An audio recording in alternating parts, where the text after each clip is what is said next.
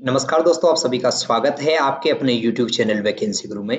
मित्रों, आप सभी वैकेंसी गुरु पर आरसीईटी एग्जाम की बेहतर तैयारी के लिए आए हैं, तो हम आपकी पूरी उम्मीदों को पूर्ण करेंगे। आपकी बेहतरीन तैयारी के लिए हम तत्पर हैं और आपकी अच्छी तैयारी हो इसके लिए एक और मजेदार वीडियो आपके सामने है। इसका पार्ट 1 पहले आ चुका है, पार्ट 2 वीडियो है। इसमें पूरे 45 प्रश्न पढ़ना। 45 प्रश्नों में आपको मालूम चल जाएगा कि आपकी तैयारी कैसी है और आप बेहतरीन तैयारी यहाँ से कर पाएंगे। मैं एक-एक प्रश्नों को ध्यान से आपको समझाऊंगा। ध्यान दीजिए, एक-एक प्रश्नों को समझिए, ऑप्शंस भी आपको ध्यान से समझाऊंगा, क्योंकि वैकेंसी गुरु से आए गए क्वेश्चंस जो आपको वीडियोस में बताए जाते हैं, हूबहू क्वेश्चंस प्लस आंसर्स यानी जो ऑप्शंस हैं, 4 ऑब्जेक्टिव है, ये भी एग्जाम में मिल जाते हैं। तो आप ध्यान से इनको देखिए। ईमेल भेजने और प्राप्त करने, वेब ब्राउज करने, मूवी देखने आदि के लिए कंप्यूटर को क्या चाहिए? दोस्तों, अगर आप ईमेल भेजना चाहते हैं, प्राप्त करना चाहते हैं, वेब ब्राउज करना चाहते हैं, मूवी देखना चाहते हैं, इसके लिए कंप्यूटर को क्या चाहिए? दोस्तों, इंटरनेट कनेक्शन की आवश्यकता होती है। ठीक है, इंटरनेट कनेक्शन चाहिए, ऑप्शन ए। प्रिंटर नहीं चाहिए, स्कैनर नहीं चाहिए, स्पीकर नहीं चाहिए, क्या चाहिए? इंटरनेट कनेक्शन चाहिए। ऑप्शन बी, इंटरनेट सेवा प्रदाता आईएसपी को विभिन्न रूपों में संगठित किया जा सकता है। यानी कि आईएसपी को हम किन किन रूपों से संगठित कर सकते हैं? वाणिज्यिक, सामुदायिक, समुदाय के स्वामित्व वाला, गैर लाभकारी, निजी स्वामित्व वाला या उपरोक्त सभी। दोस्तों, इंटरनेट सेवा प्रदाता जो है, आईएसपी जो है, को हम वाणिज्यिक, समुदाय वाला, स्वामित्व वाला मान सकते हैं, यानी व्यापारी वर्ग इसको चला सकता है। गैर लाभकारी संस्थाएं भी आईएसपी हो सकती हैं, इंटरनेट की सेवा दे सकती हैं। निजी स्वामित्व, निजी कंपनियां भी हमें आईएसपी की सेवा देती है। अब आप ध्यान से सुनिए, आईएसपी क्या होता है? इंटरनेट सर्विस प्रोवाइडर ऐसी कंपनियां होती हैं जो हमें इंटरनेट चलाने की सुविधा देती हैं। जैसे मैं उदाहरण दूं, बीएसएनएल और जियो। अब यहाँ पर 2 कंपनियां हैं, एक सरकारी कंपनी है बीएसएनएल, एक जियो कंपनी जो प्राइवेट है, यानी निजी भी हो सकती है और सरकारी भी हो सकती है, गैर लाभकारी भी कोई हो सकती है। तो इसका सही जवाब होगा उपरोक्त सभी। तीसरा है, आईएसपी द्वारा आमतौर पर प्रदान की जाने वाली इंटरनेट सेवाएं हैं। यानी आईएसपी इंटरनेट सर्विस प्रोवाइडर हमें किस किस प्रकार की सेवाएं देता है? तो दोस्तों, इंटरनेट एक्सेस और वेब होस्टिंग की, बिल्कुल ठीक है। डोमेन नेम पंजीकरण और इंटरनेट ट्रैफिक की, बिल्कुल ठीक है। यूजनेट सेवा और कलेक्शन सेवा, बिल्कुल ठीक है। उपरोक्त सभी, ये सारी सेवाएं हैं हमें आईएसपी द्वारा दी जाती है। और आईएसपी का पूरा नाम अभी भी बताया था मैंने आपको, इंटरनेट सर्विस प्रोवाइडर। चौथा क्वेश्चन है, खालिस्तान एक उपकरण या प्रोग्राम है जो कंप्यूटर को डेटा संचारित करने, स्थानांतरित करने में सक्षम बनाता है। ऑप्शंस है पीसी कार्ड, केबल, डीएसएल या मॉडेम। दोस्तों, इसका सही जवाब है, आपको पूछ रहा है कि जो आपको डेटा संचारित यानी ट्रांसफर करने में मदद करता है, इसको कहते हैं मॉडेम। ठीक है, आगे चलते हैं। पांचवा, उससे पहले मैं बताना चाहूंगा दोस्तों, इस वीडियो में टोटल 45 महत्वपूर्ण प्रश्न हैं और ऐसे प्रश्न जो आपकी एग्जाम में बहुत ज्यादा सहायता प्रदान करेंगे। इन प्रश्नों को पढ़िए, लास्ट में वीडियो के एंड में बताना कमेंट करके कितने प्रश्न आपने सही किए। तो कंप्यूटर में सूचना खालिस्तान में संग्रहित होती है। दोस्तों, कंप्यूटर में सूचना डिजिटल फ्रेम में संग्रहित होती है। ऑप्शन बी इसका सही जवाब है, डिजिटल फ्रेम। तो ऑप्शन बी अगर आपने जवाब दिया तो बिल्कुल ठीक है। छठा, टेलीफोन लाइनों में सूचना खालिस्तान में संग्रहित होती है। सूचना किसके माध्यम से प्रेषित की जाती है? दोस्तों, टेलीफोन लाइनों में सूचना खालिस्तान में संग्रहित होती है, यानी डिजिटल फ्रेम में संग्रहित होती है कंप्यूटर में। ठीक है, टेलीफोन लाइनों में सूचना, एनालॉग सूचना जो है संग्रहित होती है। सूचना किसके माध्यम से प्रेषित की जाती है? तो यहाँ पर पूछ रहा है, खालिस्तान पूछा है यहाँ पर, है ना, खालिस्तान। तो यहाँ पर एनालॉग सूचना होती है, तो ऑप्शन आपको ए जवाब देना है। सातवां, डिजिटल सूचना को एनालॉग तथा एनालॉग सूचना को डिजिटल सूचना में किसके द्वारा परिवर्तित किया जाता है? दोस्तों, डिजिटल से एनालॉग और एनालॉग से डिजिटल में जो परिवर्तित करने का काम होता है वो होता है आपके मॉडेम का। मॉडेम 2 काम करता है। मॉडेम के बारे में ध्यान से सुनो, मॉडेम का पूरा नाम होता है मॉड्यूलेटर और डीमॉड्यूलेटर, यानी 2 शब्द है यहाँ पर, 2 शब्द है जिनसे मिलकर क्या बना है? मॉडेम बना है। Modulator, demodulator. कैसे? देखो, एम ओ तो इससे ले लो, डी ई एम इससे ले लो, तो हो गया यहाँ पर मॉडेम। तो मॉडेम 2 शब्दों से मिलकर बना है। इसका काम होता है एनालॉग डेटा को डिजिटल सिग्नल में, एनालॉग सिग्नल को डिजिटल और डिजिटल सिग्नल को एनालॉग में बदलने का काम ये करता है। मोडेम कितने प्रकार के होते हैं दोस्तों? मोडेम होते हैं 3 प्रकार के। एक होता है इंटरनल, एक होता है एक्सटर्नल, एक होता है पीसी कार्ड, यानी आंतरिक, बाह्य और पीसी कार्ड। तो उपरोक्त सभी इसका सही जवाब है।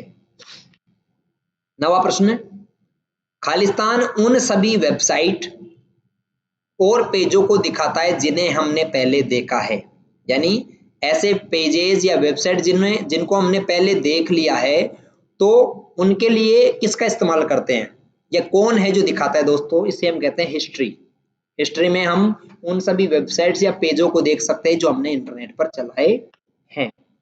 10वां, इंटरनेट से कंप्यूटर में फाइल सेव करना क्या कहलाता है? दोस्तों इंटरनेट से कंप्यूटर में फाइल सेव करना कहलाता है डाउनलोड करना। क्या कहलाता है?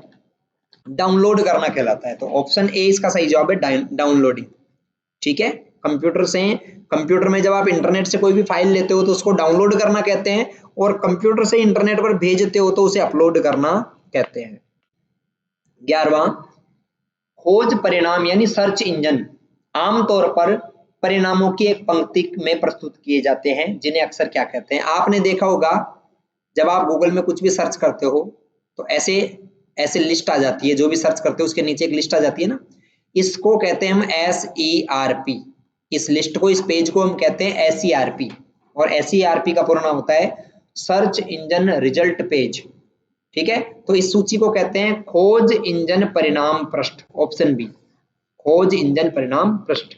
12वां, निम्न में से कौन सा सर्च इंजन विशेष रूप से वैज्ञानिक जानकारी के लिए है?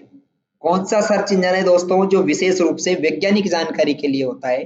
गूगल, याहू, साइरस या अल्ट्रा विस्टा? दोस्तों सर्च इंजन जो किसके लिए है? वैज्ञानिक जानकारी के लिए है दोस्तों, इसका सही जवाब है अल्ट्रा विस्टा। ठीक है, आगे, कौन सा सॉफ्टवेयर एप्लीकेशन इंटरनेट पर स्वचालित कार्य चलाता है? ऐसा कौन सा सॉफ्टवेयर है, एप्लीकेशन सॉफ्टवेयर है जो इंटरनेट पर स्वचालित कार्य चलाता है, अपने आप कामों को करता है? दोस्तों उसको हम कहते हैं इंटरनेट बोट। किस नाम से जानते हैं? इंटरनेट बोट के नाम से जानते हैं। ऑप्शन ए इसका सही जवाब है, इंटरनेट बोट। अगला, ऑनलाइन बैंकिंग एक खालिस्तान प्रणाली है। ऑनलाइन बैंकिंग एक खालिस्तान प्रणाली है, इलेक्ट्रॉनिक, स्वचालित, आर्थिक या ई कॉमर्स? दोस्तों ऑनलाइन बैंकिंग जो है एक प्रकार की आर्थिक आर्थिक प्रणाली है। ठीक है, कैसी प्रणाली है?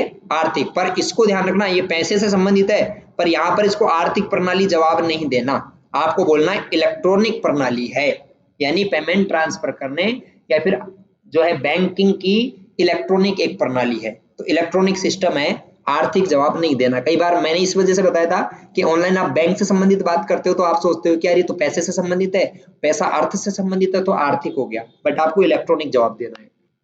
15वां, खातों में भुगतान, दैनिक बिलों का भुगतान, बीमा प्रीमियम की किस्त चुकाना, बैंक स्टेटमेंट देखने की अनुमति कौन देता है? तो दोस्तों ऑनलाइन बैंकिंग यानी इंटरनेट बैंकिंग हमें ये सभी सुविधाएं देता है। आप किसी भी खाते में पेमेंट ट्रांसफर कर सकते हो, आपके यूटिलिटी बिल्स जैसे है बिजली का बिल, पानी का बिल, इंटरनेट का, ये चुका सकते हो, बीमा प्रीमियम की किस्त चुका सकते हो, और बैंक स्टेटमेंट आदि देख सकते हो। तो ऑप्शन है इसका सही जवाब, ऑप्शन ए।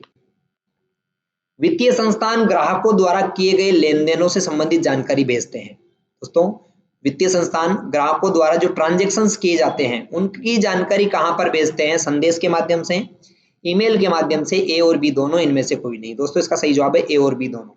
आप कोई भी ट्रांजैक्शन करते हो तो आपके खाते में जो पैसा कटता है या जमा होता है उसका मैसेज आपके साथ पास आ जाता है, और ईमेल पर भी आपको नोटिफिकेशन प्राप्त हो जाता है या स्टेटमेंट आपको मिल जाता है। तो ए और बी दोनों इसका सही जवाब है। अगला है ऑनलाइन बैंकिंग के लाभ क्या है? ऑनलाइन बैंकिंग के क्या क्या लाभ है? दोस्तों इंटरनेट बैंकिंग के लाभ है, कहीं भी कभी भी 24/7 बैंकिंग, बिल्कुल सही है। दूसरा है लेन देन पर कम लागत, समय की बचत और सुरक्षित, बिल्कुल ठीक है ये भी। तीसरा है पैसा तुरंत ट्रांसफर होता है, उपयोगिता बिलों का भुगतान किया जाता है, बिल्कुल सही है। उपरोक्त सभी, ऑप्शन डी इसका सही जवाब है, उपरोक्त सभी। अगला है बैंक खाते कितने प्रकार के होते हैं? बैंक जो अकाउंट होते हैं कितने प्रकार के होते हैं? चालू खाता, बचत खाता, आवर्ती खाता या उपरोक्त सभी? दोस्तों इसका सही जवाब है उपरोक्त सभी। बैंक खाते सभी प्रकार के होते हैं, उपरोक्त सभी इसका ठीक आंसर है। नेक्स्ट देखिए, एक डिजिटल भुगतान प्रणाली ऑनलाइन लेनदेन के लिए भुगतान स्वीकृति प्रदान करती है। यानी डिजिटल भुगतान प्रणाली में ऑनलाइन लेनदेन के लिए जो आपको भुगतान की स्वीकृति प्रदान करती है वो कैसे देती है? इलेक्ट्रॉनिक रूप से देती है, ऑनलाइन देती है। तो आपको ऑप्शन ए इसका जवाब देना है, इलेक्ट्रॉनिक। नेक्स्ट 20वां, डिजिटल भुगतान प्लेटफॉर्म भुगतान गेटवे किसके द्वारा एकीकृत किए जाते हैं? दोस्तों डिजिटल भुगतान प्लेटफॉर्म जो है, भुगतान गेटवे जो है, ये किसके द्वारा एकीकृत किए जाते हैं? ये दोस्तों बैंक के द्वारा इंटीग्रेट किए जाते हैं, चलाए जाते हैं। तो इसका सही जवाब है ऑप्शन बी, बैंक। बैंक इन सुविधाओं को आपको देता है। दोस्तों आपको अगर वीडियो अच्छा लग रहा है, क्वेश्चन समझ में आ रहे हैं, तो आप वीडियो को लाइक जरूर कर दीजिए और अपने दोस्तों के साथ शेयर करना मत भूलना। आप अपने सभी व्हाट्सएप ग्रुप्स में इसको शेयर कर सकते हैं। क्रेडिट कार्ड कौन जारी करता है? बैंक जारी करता है, वित्तीय संस्थान जारी करता है, ए और बी दोनों, या फिर इनमें से कोई नहीं? दोस्तों इसका सही जवाब है ए और बी दोनों। बैंक और वित्तीय संस्थान दोनों ही क्रेडिट कार्ड जारी करने का काम करता है। अगला है, क्रेडिट कार्ड के प्रकार है। क्रेडिट कार्ड कितने प्रकार के होते हैं, या फिर कौन कौन सी कंपनियां क्रेडिट कार्ड देती है? दोस्तों visa, American express, master card, discover, उपरोक्त सभी, ये सभी जो है ये क्रेडिट कार्ड जारी करने का काम करती हैं। सुरक्षित और सत्यापित ऑनलाइन भुगतान करते समय सुनिश्चित करें कि एड्रेस में दो चीजें होनी चाहिए। दोस्तों जब कभी भी आप इंटरनेट के माध्यम से ऑनलाइन पेमेंट कर रहे हो तो दो चीजों का ध्यान रखो। ब्राउजर में दो चीजें होनी चाहिए। एक तो लॉक का सिंबल होना चाहिए, यानी कि ऐसे लॉक का चिन्ह होना चाहिए, ठीक है। दूसरा HTTPS होना चाहिए। तो ए और बी दोनों इसका सही जवाब है। दोनों जब होंगे तो सुरक्षित ट्रांजैक्शन है, यानी आप कर सकते हो। 24वां, क्रेडिट कार्ड नंबर में कितने अक्षर होते हैं? दोस्तों क्रेडिट कार्ड के नंबर में 16 अक्षर होते हैं टोटल। ऑप्शन डी इसका सही जवाब है, 16। अगला है, फास्टैग किस वाहन पर लगाया जाता है? दोस्तों फास्टैग जो होता है ना, आपने देखा होगा कारों पर लगाया जाता है या और बड़ी गाड़ियों पे लगाया जाता है। तो 4 पहिए या 4 पहिए से अधिक के जो वाहन होते हैं उन पर ही लगाया जाता है। आप बोलोगे सर 3 पहिए के वाहनों पर? नहीं, 3 पहिए के वाहनों पर फास्टैग नहीं लगता, 2 पहिया वाहनों पर फास्टैग नहीं लगता। 4 पहिए या उससे अधिक पहिए वाले जो वाहन होते हैं उन पर लगाया जाता है। नेक्स्ट है, फास्टैग वाहन पर कहाँ लगाया जाता है? दोस्तों फास्टैग वाहन की विंड स्क्रीन पर लगाया जाता है। सामने की जो स्क्रीन होती है, कांच होता है, शीशा होता है, उस पर लगाया जाता है। फास्टैग किस विधि पर काम करता है? दोस्तों फास्टैग की जो एक विधि है, मेथड है, वो है radio frequency identification, RFID। Radio frequency identification पर यह लगाया जाता है। तो ऑप्शन ए इसका सही जवाब है, RFID। अगला, फास्टैग वैलिड है। दोस्तों फास्टैग 5 साल के लिए वैलिड रहता है, 5 साल तक के लिए वैलिड रहता है, उसके बाद आप इसको वापस से रिन्यू करा सकते हैं। तो फास्टैग की वैलिडिटी होती है 5 वर्ष। अगला है, भारत में फास्टैग सबसे पहले किस हाईवे पर शुरू किया गया था? तो दोस्तों भारत में सबसे पहले फास्टैग जो है वो अहमदाबाद मुंबई हाईवे के बीच, अहमदाबाद मुंबई हाईवे के बीच 2014 में जो है काम में लिया गया था या शुरू किया गया था। अहमदाबाद मुंबई हाईवे 2014। अगला, इंटरनेट बैंकिंग सुविधा को कहा जाता है? इंटरनेट बैंकिंग सुविधा को SBI बैंकिंग, नेट बैंकिंग, ई पेमेंट या SBI कनेक्ट? दोस्तों इंटरनेट बैंकिंग को नेट बैंकिंग के नाम से भी जाना जाता है। ऑप्शन बी इसका सही जवाब है। 31वां, RTGS का उपयोग मुख्य रूप से निम्नलिखित श्रेणी में धन के स्थानांतरण के लिए किया जाता है। दोस्तों RTGS का उपयोग 2 लाख रुपए से अधिक के बड़े जो ट्रांजैक्शन होते हैं उनके लिए इसको इस्तेमाल किया जाता है। 2 लाख से बड़े जो ट्रांजैक्शन होते हैं ना, उनको पेमेंट करने के लिए RTGS का इस्तेमाल करते हैं। RTGS में धन हस्तांतरण कब संसाधित किया जाता है? दोस्तों RTGS में जो पैसा ट्रांसफर होता है वो तुरंत और व्यक्तिगत रूप से होता है, ठीक है। रियल टाइम जो है ग्रॉस सेटलमेंट, RTGS का पूरा नाम होता है रियल टाइम ग्रॉस सेटलमेंट, ठीक है। तो तुरंत और व्यक्तिगत रूप से इसमें पैसा ट्रांसफर होता है। इंटरनेट के माध्यम से उत्पादों और सेवाओं की खरीद और बिक्री से तात्पर्य है। दोस्तों इंटरनेट के माध्यम से किसी भी प्रोडक्ट को खरीदना और बेचना ई-कॉमर्स की गतिविधि में आता है। तो इलेक्ट्रॉनिक कॉमर्स, ऑप्शन ए सही जवाब है। अगला 34वां, B2B, B2C, C2B और C2C, एम कॉमर्स, ये सभी इलेक्ट्रॉनिक कॉमर्स के उदाहरण है, ई कॉमर्स के उदाहरण है। तो ऑप्शन ए इसका सही जवाब है। अगला B2C ई कॉमर्स के उदाहरण है। यहाँ पर B2C का उदाहरण कौन सा है? फ्लिपकार्ट, स्नैपडील, पेटीएम सभी। B2C का पूरा नाम होता है बिजनेस टू कंज्यूमर या कस्टमर, मतलब एक व्यवसायी से जब एक ग्राहक ऑनलाइन सामान खरीदता है, एक व्यवसायी से, बिजनेस से एक ग्राहक यानी कस्टमर या कंज्यूमर ऑनलाइन सामान खरीदता है तो उसको B2C कहा जाता है। तो फ्लिपकार्ट से भी खरीद सकता है, स्नैपडील से भी खरीद सकता है, पेटीएम का जो मॉल होता है, पेटीएम मॉल, वहां से भी खरीद सकता है। उपरोक्त सभी सभी सही जवाब है। B2C ई कॉमर्स के उदाहरण कौन कौन से हैं? तो दोस्तों B2C ई कॉमर्स के उदाहरण यहाँ पर B2B के हैं इंडिया alibaba.com और अमेजन business.in, दोनों ही सही जवाब है, ए और बी दोनों। ये B2B बिजनेस टू बिजनेस के काम में आता है। अगला एम कॉमर्स का उदाहरण है। एम कॉमर्स का पूरा नाम होता है मोबाइल कॉमर्स, मोबाइल कॉमर्स का पूरा नाम होता है। तो अगर आपने जवाब दिया मोबाइल कॉमर्स तो आपका सही आंसर है। अगला देखिए, नेक्स्ट क्वेश्चन है 38वां। एम कॉमर्स के लाभ हैं। एम कॉमर्स क्या काम में आता है, इसके लाभ क्या है, बेनिफिट्स क्या है?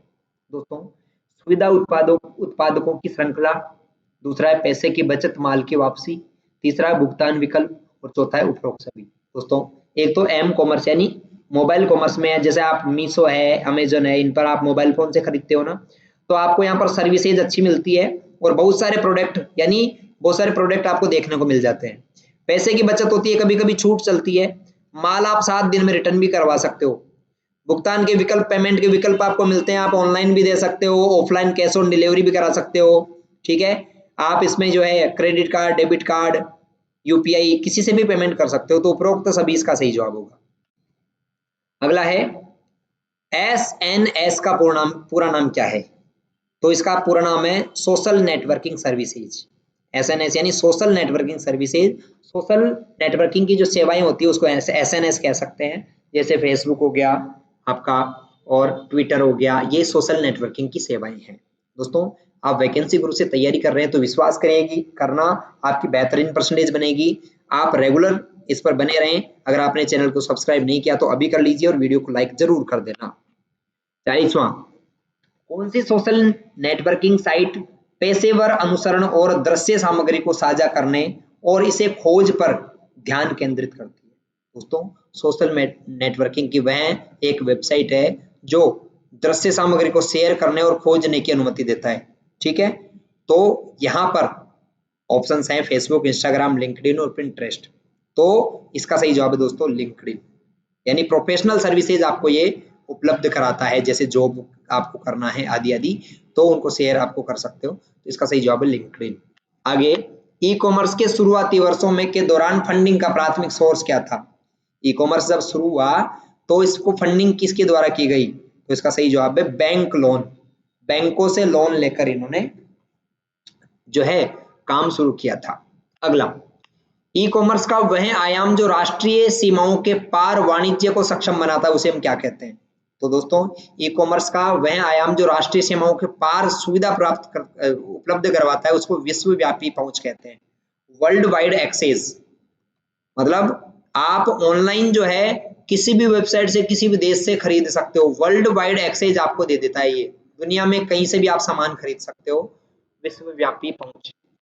अगला, ऑनलाइन शॉपिंग साइट पर शॉपिंग कार्ट का प्राथमिक उद्देश्य क्या है? दोस्तों आपने देखा होगा जब आप ऑनलाइन शॉपिंग करते हो तो वहां पर एक कार्ट नाम का ऑप्शन होता है, ऐड टू कार्ट भी होता है। ये क्या काम में आता है? तो दोस्तों ऑप्शन है विज्ञापन प्रदर्शित करना नहीं, खरीद के लिए चयनित वस्तुओं का भंडार सही है, उपयोगकर्ता की प्राथमिकताओं को ट्रैक करना नहीं, ग्राहक सहायता प्रदान करना नहीं। दोस्तों आप जो भी सामान खरीदते हो ना वो इस कार्ट में ऐड करते रहो, फिर बाद में एक साथ चेकआउट कर लेना, एक साथ पूरा सामान आपको खरीदने का ऑप्शन मिलेगा। तो आपकी लिस्ट बनती जाती है। तो खरीद के लिए जो आपने आइटम सेलेक्ट किए हैं उन वस्तुओं का भंडारण कार्ट होता है। जैसे आप बड़े शॉपिंग मॉल में खरीदने जाते हो ना तो आपको एक कार्ट मिलता है, वहां पर एक ट्रॉली मिलती है, उस ट्रॉली को आप उड़ाते हो, उसी को कार्ट कहेंगे। उसके अंदर सामान एकत्रित करते रहते हो, फिर बाद में जाके बिल करा लेते हो। तो ऑनलाइन जो आपको ये सुविधा देता है वो कार्ट देता है। अगला, सोशल नेटवर्किंग साइट की प्राथमिक विशेषता क्या है जो उपयोगकर्ता को चित्र साझा करने और वीडियो शॉट करने की अनुमति देता है? दोस्तों सोशल मीडिया की वह प्राथमिकता जहां पर एक व्यक्ति क्या कर सकता है, फोटोज शेयर कर सकता है और वीडियो, छोटी छोटी वीडियोज लगा सकता है, उसको हम कहते हैं दोस्तों स्टेटस अपडेट करना। आपको मालूम है ना, आप अपने व्हाट्सएप पर स्टेटस अपडेट कर देते हो, उसमें फोटो वीडियो लगा सकते हो, तो स्टेटस अपडेट इसका सही जवाब होगा। 45वां और आखिरी क्वेश्चन है, डिजिटल हस्ताक्षर संदेशों के लिए प्रदान नहीं करता है, यानी डिजिटल हस्ताक्षर संदेशों के लिए क्या प्रदान नहीं करता, तो इसका सही जवाब है प्रमाणीकरण, ऑथेंटिकेशन। ठीक है, यानी संदेशों को ऑथेंटिक नहीं करता, ये डॉक्यूमेंट्स को ऑथेंटिकेट करता है। डिजिटल सिग्नेचर डॉक्यूमेंट्स पर होता है, मैसेजेस पर नहीं होता है, तो इसका सही जवाब ऑप्शन ए होगा, प्रमाणीकरण, ऑथेंटिकेशन या वैलिडेशन। तो ऑप्शन ए इसका सही जवाब है। ऐसे करके 35 में से कितने प्रश्न सही हुए कमेंट करके बताइए, और ऐसे ही वीडियोस पाने के लिए आप वैकेंसी ग्रुप पर बने रहिए। नमस्कार, राम राम, मिलते हैं अगले वीडियो में, तब तक के लिए आप सभी को पहले से ही शुभकामनाएं, आप तैयारी करते रहे। नमस्कार, राम राम कमेंट में लिख सकते हैं।